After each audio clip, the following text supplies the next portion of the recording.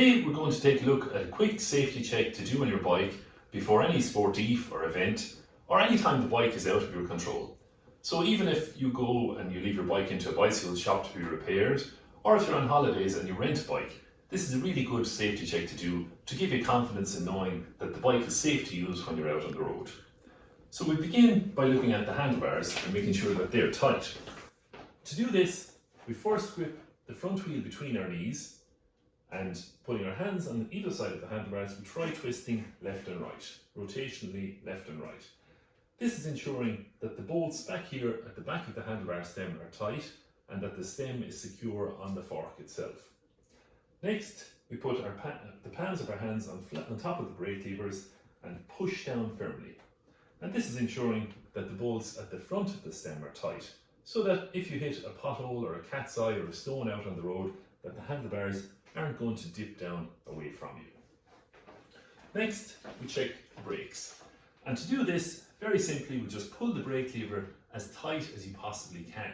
ensuring that the brake lever isn't coming in contact with the handlebar itself. And this is really important because if the brake lever itself is touching the handlebar before you go out on the bike, during your cycle, if the brake pads wear a little, it means that your brakes are going to be less and less effective. So really important ensuring that you pull the brakes as tight as you can and that the levers aren't touching against the handlebars. Next, we check the saddle, and to do this, we just first try moving it left and right, and then up and down. And this is ensuring that the saddle is secure and it's not going to come loose during your cycle. Finally, the most important part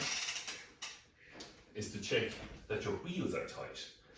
On a bike like this with disc brakes and a bolt-through axle, we do this by just trying to rotate the skewer, making sure it's nice and tight and secure. If you've got a normal bike with caliper brakes and the traditional skewer, what you do is to make sure that that skewer is tight, and if you're not sure what sort of tension to put on it, is open it fully in the 180-degree open position, close it to 90 degrees so that the skewer is pointing out towards you, and at this point you should be meeting resistance, and then you lock it home from there.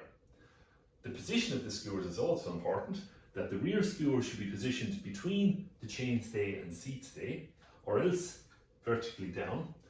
and the front skewer should be pointing back towards the centre of the bike. And this is to ensure that, firstly, if you get a puncture out on the road, that they're going to be easy to open, but also that they're in a position where they're not going to overlap with someone's back wheel in front of you, or if someone is behind you, that their front wheel isn't going to get caught in your skewer. That's just a simple safety check to do before any event, or some people would do it every time they go out on the bike, but it's really important to know that the bike is safe to use and that you can go out and enjoy your cycle.